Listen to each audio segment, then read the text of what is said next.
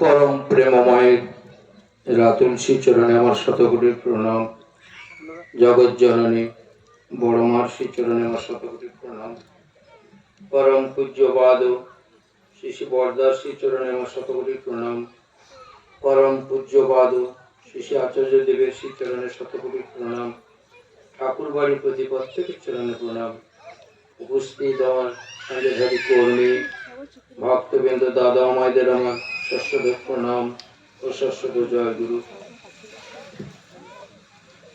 आमी किन्तु बांगलाय बोलबो, क्षमा करबेन सबाई, कारण उड़ीसा यदिओ बुझते पारी ठीक ठीक बोलते पारी ना।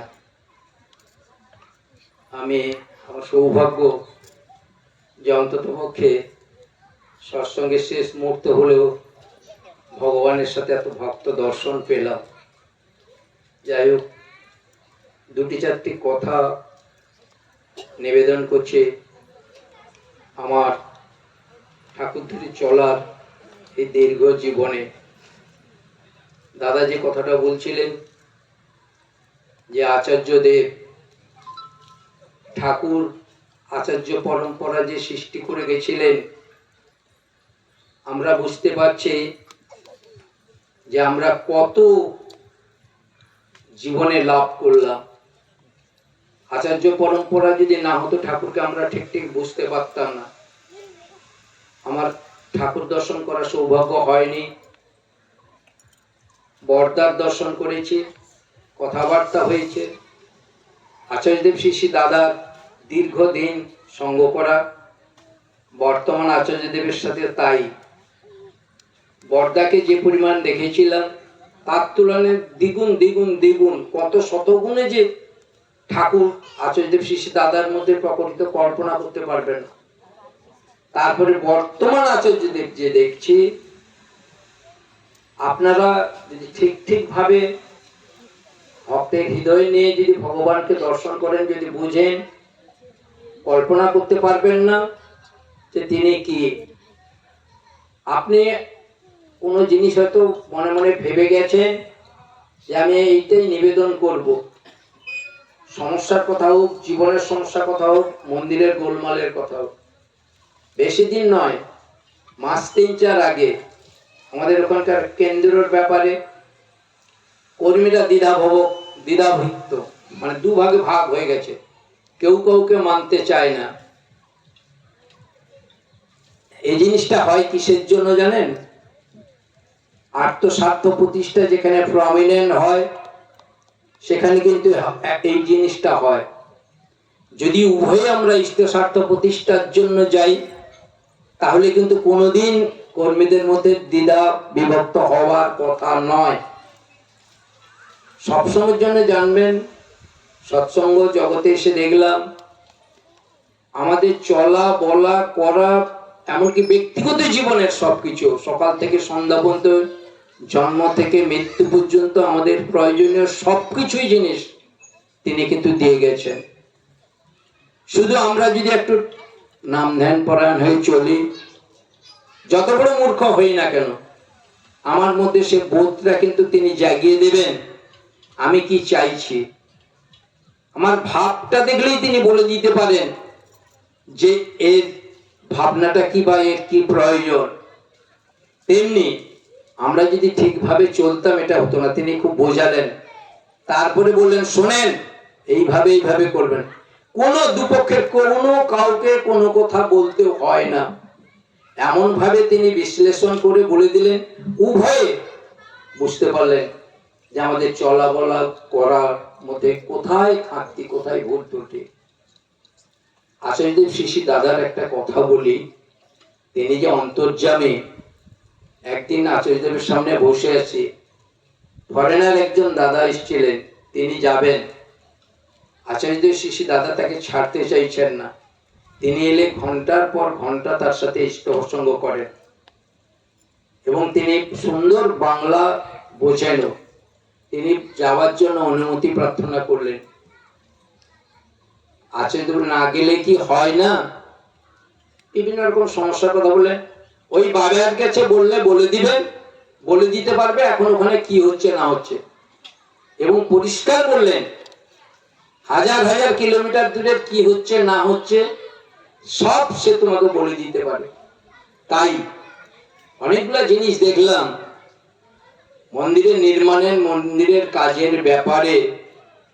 তিনি বললেন যে ওই জায়গাটা ওইভাবে আছে না, অথচ কোনোদিন সেখানে তিনি জাননি, ওই জায়গাটাই করেন।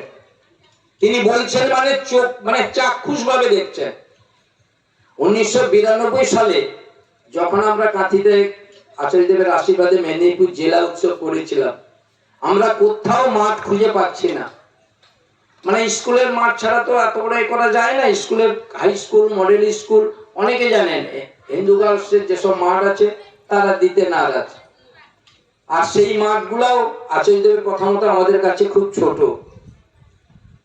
তখন আমি, নিকুঞ্জদা, সতীশদা আমরা গেলাম, আচার্যদের কাছে নিবেদন করলাম যে এরকম মাঠ তো কোথাও পাওয়া যাচ্ছে না, কি করা যায়?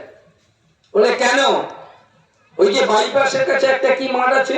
তিনি তখন বাইপাস হয়নি, সেই বছরই বাইপাস 90 সালের পরে হয়ে সূচনা হয়েছে। 91 সালে মাটি পড়েছে, কোন রকম বড় বড় ব্যাস গুলা ফেলা হয়েছে তৈরি করার জন্য বাইপাসে। বলে এর কাছে একটা মাঠ আছে না? আমরা বললাম হ্যাঁ, ওই যে কি ফুটবল খেলা না কি মাঠ, সে মাঠ। বললাম বলে ওই মাঠটা দেখেন, ওই মাঠটা খুব ভালো হবে। ভাবতে পারবেন না, ওখানে বছরে তার কিছুদিন আগে সার্কাস বসছিল। তা আমরা পাবো কি পাবো না পাবো, আচ্ছা এইটা খুব মনের মধ্যে জোর ছিল যে তিনি যখন বলেছেন নিশ্চয়ই পাবো, হয়ে আছে। তো সত্যি সত্যি বলায় কাজ হয়ে গেল। তারপরে ফর্মালিটি বজায় রাখতে আমরা লিখিত দিলাম, হয়ে গেল। মাঠ তো পেলাম। মিউনিসিপ্যালিটিতে আমি ওয়াটার সাপ্লাই কাজ করি, মানে আমরা দোকান আছে ওয়াটার মানে পাইপ টাইপ টিউবওয়েল আমরা সাপ্লাই দিই। তো ওখানে টিউবওয়েল হয় না, কারণ সার্কাসের সময় মিউনিসিপ্যালিটি চেয়ারম্যান বলেছিলেন যে ওইখানে জলের কয়েকটা টিউবওয়েল বসবে। দেখেন জন্তু জানোয়ার মানুষের ভিতরে 2টা সালের পতা হলো, তাতে সবগুলোই নোনা জল, কি করা যাবে? তখন তারা বলে যে থাক, ওটা জন্তু জানোয়ারের চান টান করার জন্য থাকবে। এ হলো, সেটা হচ্ছে দুর্গাপূজার পরে। আর তারপরে জানুয়ারিতে যখন 22শে জানুয়ারি সম্ভবত উৎসব হচ্ছে, আর টিউবওয়েল বসানো হলো। ভাবতে পারবেন না, টিউবওয়েল বসাতে টিউবওয়েল একদম মিষ্টি জল, যে মিষ্টি জলে খিচুড়ি রান্না পর্যন্ত হলো, সবকিছু হলো, খাওয়া দাওয়া হলো। 2টা শ্যালো বসানো হয়েছিল। এখন সব শেষ হয়ে যাওয়ার পরে আমরা শ্যালো তুলতে যাচ্ছি। পাশের গ্রামে যারা ছিল, পদ্মপুকুরিয়া গ্রামে, তারা এসে বলল যে না, এটা তুলতে দেবো না, এটা মিউনিসিপ্যালিটি নয়, আমরা উৎসবের পক্ষ থেকে আমরা নিজেরাই এটা বসিয়েছিলাম। মিউনিসিপ্যালিটি বলে যে না, ওটা আমাদের নয়। তারা অনুরোধ করলো, ঠিক আছে। সতীশদা বললেন, অনেকে সতীশদাকে জানেন, নিকুঞ্জদাকে, বলে থাক, মানুষজন যখন খাবে থাক। ভাবতে পারবেন না, জিনিসপত্র গুছিয়ে করার পর দিন কয়েক পরে দেখা গেল ওই শ্যালো থেকে আবার নোনা জল বেরোচ্ছে। কি যুক্তি বুদ্ধি দিয়ে বোঝাবেন? তিনি যে আমাদের সবকিছুই করে রেখেছেন তাকে। কাঁথিতে নন টিউবওয়েল এরিয়া, কাঁথিতে জল আসে মুকুন্দপুর থেকে বা মাদলাপুরের ওখান থেকে। কাঁথি মন্দির যখন হলো জল নেই, বোরিং করলাম 100 ফুট পর্যন্ত। কাঁথিতে আপনার ওই 46 ফুটে 50 ফুটে জল হয়, সে জল খাওয়া যায় না, কারণ উপর থেকে নিচ পর্যন্ত যতটা লেয়ার, যেখানে অপ্রবেশ মানে পুরোটাই বাড়ি, মানে ড্রেনের জল, পায়খানার জল, সব জলটাই কিন্তু ইয়াতে ওটা স্বচ্ছতায় আসে, ওইটা মানুষ ব্যবহার করে, গরিব মানুষ অনেকে খেয়েও যায়। যে জলটা একবার ইউনিসেফ থেকে এসেছিল, জলের যেহেতু আমরা এ করে অনুরোধ করলে ওখানে কিছু টিউবওয়েলে বলে ওখানে নন টিউবওয়েলেরা হবে না। তো জলটা টেস্ট করলাম, কলকাতা থেকে চেতলা একটা জায়গা জল টেস্ট হয় ওয়েস্ট বেঙ্গলে, তখন টেস্ট করতে বলছে যে এই জল কি হয়, মানুষে ব্যবহার করে খায় নাকি? আমি কিছু কিছু মানুষ খায়ও। এইভাবে অফিসার, বিরাট অফিসার বসে বলছেন মানে রেজিস্ট্যান্ট হয়ে গেছে, মানে জন্ম থেকে বংশ পরম্পরায় খেতে খেতে। তারপরে তিনি বলছেন ইউরোপিয়ান কান্ট্রিতে কোনো একটা ছোট্ট দেশের যে ড্রেনের জল তার থেকেও 10 গুণ বেশি ক্ষতিকারক। কি করব, জল কোথায় থেকে পাবো, এ করবো, চিন্তা করছে। ঠাকুর ডাকছে, আচার্যদের কাছে নিবেদন করুন, দেখেন একটু চেষ্টা করলে জল পাওয়া যাবে। 430 ফুটে বোর করলাম, যে মিষ্টি জল এখন পর্যন্ত মন্দিরের ভোগ রাগ ইত্যাদি চলছে। তিনি যে কোথায় কি করেন ভাবতে পারা যাবে। একটু সবচেয়ে বড় কথা কি জানেন, তাকে ভালোভাবে চেনা যায়, যদি তার কাজ তার মতন করে করা যায়। এই যে ডিপি ওয়ার্কের বিষয় করছে, ডিপি ওয়ার্ক তার কোনো প্রয়োজন ছিল না, শুধু একটা জিনিস কি জানেন, মানুষগুলোকে রক্ষা করার জন্য। যারা তার থেকে ডিটাচ হয়ে গেছে তাদের, আর আমাদের মতন অপামর জনসাধারণ যারা আমরা তেড়ে তাড়ে কোন রকম দীক্ষা দিয়েছিলাম, ঋত্বিক দেবতা বলেছিলেন সংগ্রহ করে এনে দিয়েছিলাম, দীক্ষা দিয়ে দিয়েছি, আমাদের কাজ শেষ। 100 যে 3 মাসে যে 100 দীক্ষা দিবস ছিল, বলা হতো প্রত্যেকটা গ্রাম থেকে 10 জন 5 জন নিয়ে আসতে, ওই নিয়ে আসা মানে কর্তব্য শেষ। কিন্তু সবচেয়ে বড় কথা, আমরা যে দীক্ষা দিলাম, আমাদের যেমন কর্তব্য যে ওই নতুন আগত মানুষটিকে দেখা, যেমন ছোট চারা গাছ লাগালে তিনি যেমন বলেছিলেন খাঁচি দিতে হয়, জল দিতে হয়, তার রক্ষণাবেক্ষণ করতে হয়, তেমনি নতুন দীক্ষিত মানুষগুলাকে যেভাবে রক্ষা করার দরকার ছিল আমরা তো করিনি, যার জন্য সেই ইষ্টভীতির কি ব্যাপারটা বুঝেও না। এমন দেখা গেছে ওই দিনই ইষ্টভীতি করেছিল, তারপরে পর্যন্ত করেন। কিন্তু উচিত ছিল কি, আমি দীক্ষা দিলাম, তারপরে গিয়ে সেই মানুষটা ইষ্টভীতি করছে কিনা, 30 দিনের দিন পাঠাচ্ছে কিনা, থানকুনি পাতা খাচ্ছে কিনা, পারিবারিক ভাবে ঠাকুরের যেটা বলেছিল যে ঘরটাকে দেবগিরি পরিণত করা, শ্রদ্ধা ভক্তি চাষ করা, গুরুজনদের প্রণাম করছে কিনা, মেনে চলছে কিনা, তার স্বভাব চরিত্র সবকিছু পরিবর্তন, এটা কিন্তু আমার দেখা দরকার ছিল। ঠাকুরের একটা জায়গায় আমার শ্রদ্ধা অজিত গাঙ্গুলি তো বলেছিলেন, লালুদা তিনি তো কয়েকবার আমার বাড়িতে এসেছিলেন, বলে যে মানুষটাকে দীক্ষা দিলেন ঠাকুরের সাথে আপনার যেভাবে সম্পর্ক, ওই মানুষটার সাথে যেন ওই সম্পর্ক আত্মীয় পরমাত্মীয়র মতো, আমরা কিন্তু তা করিনি, যার জন্য তারা আজকে হারিয়ে গেছে। সেই হারানো মানুষগুলোকে তিনি যখন চাইছেন আমাদের দেওয়া, আর এই কাজ করতে গিয়ে যারা করছে তাদের যে কি মঙ্গল হচ্ছে কল্পনা করতে পারবেন না। আমি নিজেও দেখছি যে মানুষটা একদম চলতে ফিরতে পারতো না, 2 জন বগলে হাত দিয়ে তুলতে হতো, হাঁটু ফুলে গেছে, সেই মানুষ তার আশীর্বাদে গ্রামে গ্রামে ঘুরে যাজন করে শত শত মানুষকে আবার সেই ইষ্টভীতি করাচ্ছে, কার ঘরে ফটো বসাচ্ছে, কার ঘরে করছে, কোথায় প্রার্থনা করানো হচ্ছে, সবকিছু। এটা যে আমাদের জীবনে ঠাকুর ধরে চলার যে কতটা পরিণত প্রাপ্তি হচ্ছে আমাদের, যদি করেন বুঝতে পারবেন। প্রত্যেকের কাছে আমার করজোড়ে প্রার্থনা, যদি তাকে ভালোবাসেন, আচার্যদেবকে যদি খুশি করতে চান, তাহলে ডিপি কাজে মগ্ন থাকুন, সারাদিন মাঠে ঘাটে যেখানে যাই করুন, সন্ধ্যার সময়। এইবারে পূজ্যপাদ আচার্যদেব বললেন সন্ধ্যাবেলা চা খাওয়ার ব্যবস্থাটা বাড়িতে রাখবেন না, পাশে কোনো একটা গুরু ভাইয়ের বাড়িতে করবেন, সন্ধ্যার সময় যাবেন, দাদা আজকে আপনার বাড়িতে চা খাবো, বলে ঠাকুরের কথাবার্তা বলুন, দাদা আপনার বাড়িতে ঠাকুর প্রণাম করে চলুন, কোথায় ঠাকুর রেখেছে, ঠাকুরের যে মলিন দশা কার বাড়িতে যদি আছে, হাত দিয়ে পিছলে হাতটাকে ধরতে হবে, এমন পরিস্থিতি। তারপর 33 কোটি দেবতার মাঝে উনাকে এমন ভাবে অবহেলিত রাখা হয়েছে যে কল্পনা করা যায় না। তিনি বলেন হয়তো কিছু না থাকুক, ফলের একটা পেটি, কাগজের একটা কার্টুনের মধ্যে সাদা একটা কাগজ কিংবা সাদা একটা কাপড় দিয়ে ঠাকুরের ফটোটা বসিয়ে দিয়ে আসবেন। বসিয়ে দিয়ে আসা শুধু নয়, লক্ষ্য রাখবেন সেটা যেন ঠিক মর্যাদায় থাকে। আপনি আপনার ঠাকুরকে তার বাড়িতে দিয়ে এলেন, আপনার ঠাকুরের প্রতি সে কতটা শ্রদ্ধাশীল বা ঠিক কর্তব্য পালন করছেন দেখা কিন্তু দরকার। আর যখন ওই মানুষটা আবার ঠাকুরের হয়ে উঠবে না, আপনি ভাবতে পারবেন না। তিনি যে বলেছিলেন যে মানুষ এখন টাকা পর যত পারিস মানুষ ধর, এটা যে কতটা বাস্তব আমার জীবনে উপলব্ধি করেছি। ঠাকুরের ধরে চলায় যে এতটা আনন্দ কল্পনা করা যায়। আজকে টাকা পয়সা বাড়ি গাড়ি, আমরা সংসার নিয়ে এতটা ব্যস্ত, দাদা বলছেন ঠিক, বউর আজকে অসুখ, অমুক, এত ছেলের এই সেই, এত ব্যস্ত, বাজারে যেতে হবে, সময় কখন পাই বলুন তো। অথচ দেখেছি সেই মানুষটা যখন খুব অভাবী ছিল না, যেখানে ডাকেন, সন্ধ্যায় ডাকেন, রাত্রে ডাকেন, ছুটে যেত। যেই ঠাকুরের দয়া একটু বর্ষিত হতে শুরু করেছে, আস্তে আস্তে ঠাকুরের থেকে সরতে শুরু করেছে। দেখবেন যে মানুষটা ঠাকুর ধরার পরে জীবনে উন্নতি হচ্ছে, কত মানুষ দাঁড়িয়ে আছে ঠাকুরকে নিয়ে, বুক ভরে বলতে পারে আমি ঠাকুর ধরেছিলাম বলে ঠাকুরের দয়া হয়েছে। যারা প্রত্যাশা রই দিয়ে ঠাকুরের জন্য করেছে, এমন মানুষ নেই যে তারা পায়নি। ঠাকুর ধরে সবচেয়ে বড় জিনিস কি জানেন? মানসিক, শারীরিক, পারিবারিক, পারিপার্শ্বিক, অর্থনৈতিক উন্নতি হয়।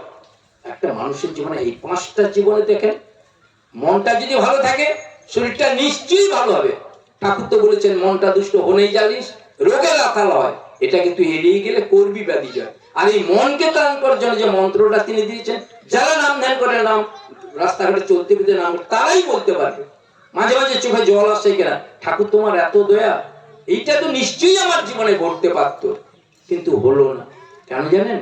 ওই ছোট বাচ্চাটাকে যখন আমরা হাতে ধরে চলি, সে কি হোঁচটকে পড়ে যায়, তার ঠোঁটটাও কাটে না, কপালটাও কাটে না।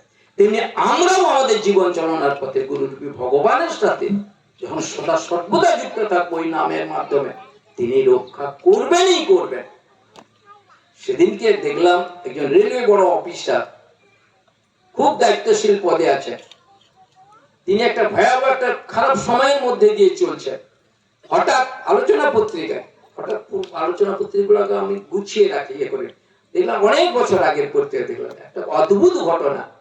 সে মানুষটা সেই এর সাথে মানে ট্রেনের যে যারা ড্রাইভ করে তারা তো ইঞ্জিনিয়ার, তার সাথে আলোচনা করে বেরিয়ে যাচ্ছে। হঠাৎ সিলেটে অনেকক্ষণ ট্রেন আসে, সেই লাইনে মুখার্জিরা তখন এই ফিরে পড়লো, আমাদের সেই লাইন দিয়ে ট্রেন আসে, বলে তো আমাকে ডাকার কথা নয়। এই হচ্ছে ঠাকুরের দয়া। তার মানে কি, আমার মন প্রাণ যদি সদা সর্বদা তার চরণে থাকে, আমাকে সব দিক দিয়ে রক্ষা করবেনই করবেন। আমরা প্রত্যেকে কেউ না কিছু ঠাকুর ধরেছে, তার দয়া পাইনি এমন বলতে পারবো না। যে ইষ্টভূতি ঠিকভাবে করে নাম ধ্যান করে, সে নিশ্চয়ই বুঝতে পারবে। বলা আছে না, যে চোখ কান যদি ঠিকভাবে মন প্রাণ যদি তার চরণে নিবেদিত থাকে, তাহলে বোঝা যায়। ডিপি ওয়ার্কের ব্যাপারে তিনি খুব চিন্তিত, বিশেষ করে আচার্যদেব আমাকে সেদিন বলছে কি জানেন, লালুদা গিয়ে মেদিনীপুর জেলায়, 3টি মেদিনীপুর জেলা আমাদের অবিভক্ত মেদিনীপুর, বলছেন সব কর্মীদের বলবেন যে আমি বেঙ্কিকে বলে দিলাম এইবারে 6 মাসের রিনিউয়াল দেওয়া হবে সব কর্মীদের। তারপরে ডিপি ওয়ার্কের বিষয়ে প্রোগ্রেস দেখার পরে আমি পৌঁছে গেছি, হ্যাঁ মন্দিরে আছি, বলে আমি প্রোগ্রেস দেখে তারপরে রিনিউয়ালের ব্যবস্থা করব। সেদিনই গজদার মারফত খবর দিল যে লালুকে খবরটা দেন এই কথা। এই কাজটা হচ্ছে ঠাকুরের কাজ, প্রত্যেকটা কর্মীরা কিন্তু আগে যাবে, ঋত্বিক অধৈর্য যাজক, তারপরে গুরু ভাইদের মায়েরা তো করছে। একদিন বললে আমি খবর নিয়ে দেখলাম মায়েরা যে পরিমাণ করছে দাদারা করছে না। সত্যি কথা কি, এখনো অনেক ঋত্বিক মানুষ আছেন, অধৈর্য যাজক আছেন, এই ব্যাপারটা একদম ওই তো ছেলেরা তো করছে। যেমন সেদিন এক ঋত্বিককে ফোন করলাম, দাদা ডিপি ওয়ার্কের ব্যাপারে আচার্যদের খুব চিন্তাশীল, আপনাদের মহকুমায় খুব পিছিয়ে আছে, আপনারা দয়া করে। ওই তো আমাদের বিয়ে করছে, মিঠু করছে, মিঠুকে যখন ফোন করলাম, কেন আমাদের তো মানে ডিপি অ্যাডমিন যিনি তিনি করছে, আমি দিব্যেন্দু করবে, ডিপি হচ্ছে ডিপি ডিস্ট্রিক্ট অ্যাডমিন, আর সেই করবে আপনাদের এর কাজ, আপনারা অভিযানকে নিয়ে করতে পারেন না। তারপরে যখন খুঁজলাম কেন্দ্রে, যে কালকে মাত্র তাদের যে লাস্ট যে এটা আসছে 20,000 সেই ডাটাটা তাদের কাছে প্রিন্টের কাছে, এবারে সেটাকে ডাটা কালেকশন করতে হবে। তো এইভাবে আমরা কিন্তু ফাঁকি দিচ্ছি। তার মানে কি জানেন, আমি ঠাকুর থেকে দূরে সরে গেছি, আমার জীবনটাকেই আমি ফাঁকি দিলাম, করা হওয়া পাওয়ার থেকে আমি বিচ্যুত হলাম। পরম পিতার আতুল চরণে প্রার্থনা করি, দ্বিপদী অনুষ্ঠান নিশ্চয়ই 11:30 আরম্ভ হয়েছে। আপনাদের কাছে একটি প্রার্থনা, প্রত্যেককে দীক্ষিত যারা হয়েছেন, কর্মী যারা, সবাই একদিন, বিশেষ করে আচার্যদেব বললেন একদিন মায়েরা দুপুরবেলা অযথা দিবা নিদ্রা না গিয়ে পাশের বাড়িতে যাবেন, দীক্ষিত হোক অদীক্ষিত হোক, খোঁজ খবর নেবেন। তাতে দেখবেন 1-2 জন মানুষ নিশ্চয়ই পাবেন। প্রত্যেকটা গ্রামের তো লিস্ট বেরিয়ে গেছে, যে অনেক মানুষ 10 বছর আগে দীক্ষা নিয়েছিল, এখন সেই ইষ্টভূতিটা করে। ইষ্টভূতির কথা প্রথমত একদম বলার দরকার নেই, সবকিছু এতে ঠাকুরের যখন হবে 2-3 দিন 4 দিন তার সাথে আপনার সুসম্পর্ক গড়ে ওঠার পর বলবেন, মা এবারে না ইষ্ট ঠাকুরের তো দেখেন ঠাকুর ধরে তো মঙ্গল হয়, আর এই ইষ্টভূতি হচ্ছে আপনার ও আপনার পরিবারের কল্যাণ ও মঙ্গল যজ্ঞের আহুতি। এটা যে করেন না, পরিবারে যে কি মঙ্গল হবে, কি কল্যাণ হবে, বা জীবনের ইষ্টভূতি যে প্রকৃত ব্যাখ্যাটা ঠিকভাবে বোঝাবেন। এই ইষ্টভূতি ঠাকুরকে এমনি পয়সা দেওয়া নয়, এই ইষ্টভূতি দেওয়া মানে আমার কর্মফলটা তার শ্রীচরণে দিবা। যাই হোক, আপনারা সবাই ভালো থাকুন, পরম পিতার আতুল চরণে এই প্রার্থনা করি। জয় গুরু, বন্দে পুরুষোত্তম।